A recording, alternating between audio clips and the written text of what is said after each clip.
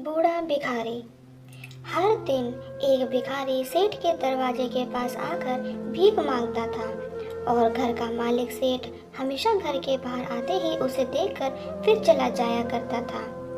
कई बार उस भिखारी के लिए गालियां भी बकता। वो कहता, तू जिंदा ही क्यों है? पूरी जिंदगी ऐसे ही भीख मांगता रहेगा क्या? धरती का बोझ क्यों बना बैठा है? और कभी कभी उस भिखारी को गुस्से में वह धक्का भी मार दिया करता।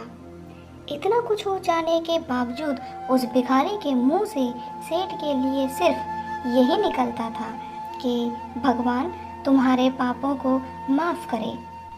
एक बार सेठ को धंधे में बड़ा नुकसान होने की खबर मिली। सेठ बहुत परेशान था कि तभी उसके दरवाजे पर वही भिखारी आया। गुस्से में अपना आपा खोते हुए सेठ ने उस भिखारी को पत्थर दे मारा। पत्थर लगने के कारण भिखारी का सर फूट गया और उसके सर से बहुत सारा खून बहने लगा। फिर भी दर्द से कराहते हुए भिखारी ने इतना ही सेठ को कहा कि भगवान तुम्हारे पापों को माफ करे। फिर भिखारी वहां से चला गया। सेठ सोच में पड़ गया, भिखारी को पत्थर मारा, फिर भी उसने मेरे लिए सिर्फ प्रार्थना की। सेठ का गुस्सा शांत हुआ। जब सेठ का मन शांत हुआ तो भिखारी का रहस्य जानने के लिए सेठ ने भिखारी का पीछा करना शुरू कर दिया। भिखारी जहाँ जहाँ जाता सेठ उसके पीछे जाता। सेठ ने देखा कि कोई उसको खाना देता, कोई उसको मारता, कोई अपमानित करता तो कोई गाली देता। लोग भिखारी के साथ चाहे जैसा व्यवहार करते, लेकिन भिखारी सबके लिए एक ही प्रार्थना करता रहता, भगवान तुम्हारे सारे पापों को माफ करे। और फिर भिखारी आगे बढ़ जाता। अब रात होने को आई थी। भिखारी अपने घर जाने के लिए लौटा। वो अपने घर पहुंच गया, लेकिन सेठ अब भी उसका पीछा कर ही रहा था कि सेठ ने देखा एक पुरानी टूटी हुई खटिया पर एक बूढ़ी औरत लेटी हुई थी। काफ़ी कमज़ोर और बीमार लग रही थी। वह कोई और नहीं, भिखारी की पत्नी थी। अपने पति को वापस आता देख वह खाट से उठ खड़ी हुई। पत्नी ने अपने पति के भीख वाले कटोरे में देखा, उसमें सिर्फ आधी बासी रोटी थी। उसे देखकर वह बोली, आज बस इतना ही मिला? और हाँ, आपके सर से तो बहुत खून निकल रहा है, ये चोट कैसे लगी? बूढ़ा भिखारी बोला, आज बस इतना ही मिला, किसी ने कुछ दिया ही नहीं। सब ने गालियाँ दी और एक ने पत्थर भी फेंका, इसलिए मेरा सर फट गया। एक गहरी ठंडी सांस लेकर बूढ़ा भिखारी फिर से बोला, यह मेरे ही पापों का फल है। तुम्हें याद है कुछ सालों पहले हम कितने अमीर हुआ करते थे? क्या कुछ नहीं था हमारे पास? हमारे पास किसी चीज़ की कोई कमी नहीं थी। हमारे पास हर चीज़ ज़रूरत से ज़्यादा थी, लेकिन हमने कभी दान नहीं किया। और उससे भी बुरा हमने उस अंधे भिखारी के साथ किया जो हमारे द्वार पर भीख मांगने आया करता था। बूढ़ी पत्नी की आंखों में आंसू आ गए।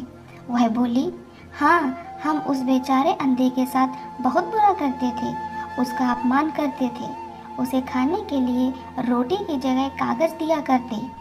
उस अंधे भिखारी को हम गालियाँ भी दिया करते थे, उसका मजाक उड़ाया करते और कभी कभी मारा भी करते थे। हम उस अंधे भिखारी के साथ बहुत बुरा बर्ताव करते थे। मैंने कभी उसको सही रास्ता नहीं दिखाया। एक बार मैंने उसके मुंह पर मिट्टी भी फेंकी थी और वह हमेशा दुखी होकर यही कहता रहता था कि भगवान तुम्हें तुम्हारे किए की सज़ा एक दिन ज़रूर देगा। देखना, भगवान तुम्हारे पापों की सज़ा ज़रूर देगा। उसका श्राप आज सच हुआ और हम इस दुख भरी जिंदगी में आ गए। भिखारी ने आगे बोला, हाँ, उसका श्राप सच हुआ, लेकिन मैं किसी को बद्दुआ नहीं देता। चाहे कोई मेरे साथ कैसा भी बर्ताव करे, मैं हमेशा उसके लिए प्रार्थना करता हूँ। मैं नहीं चाहता कि कोई भी हमारे जैसे ज़िंदगी का अनुभव करे, किसी को भी हमारे जैसे दुखों का सामना करना पड़े। वो नहीं जानते कि वह कितना बड़ा पाप कर रहे हैं, इसलिए अनजाने में हुए पाप की ऐसी सज़ा किसी को भी मिले मैं नहीं चाहता। सेठ वहीं पर छुपकर यह सारी बातें सुन रहा था। अब उसे सब कुछ समझ में आ गया था। भिखारी और उसकी पत्नी ने वह आधी रोटी मिल बांटकर खा ली और भगवान को धन्यवाद बोलकर दोनों सो गए। अगले दिन भिखारी फिर से भीख मांगने गया। वह सेठ के घर के पास जाता है।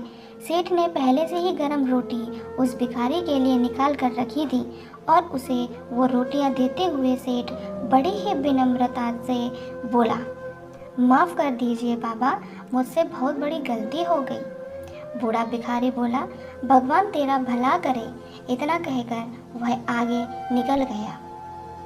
कहानी से सीख। इस कहानी से हम जो सीख ले सकते हैं वह बड़ी ही सिंपल है कि आदमी चाहे किसी के बारे में बुरा कहे या किसी का भला करे, लेकिन भगवान सिर्फ कर्म के हिसाब से उसको फल देता है। क्या हुआ अगर भगवान नहीं दिखता है, लेकिन यह बात बिल्कुल सच है कि भगवान खाते में सबका हिसाब बहुत पक्का होता है। इसलिए जब किसी के लिए कुछ भी करो तो अच्छा ही करो। मुझे उम्मीद है दोस्तों कि आपको ये कहानी अच्छी लगी होगी। अगर अच्छी लगी हो तो मेरे चैनल को लाइक, सब्सक्राइब और शेयर करना ना भूलें। धन्यवाद।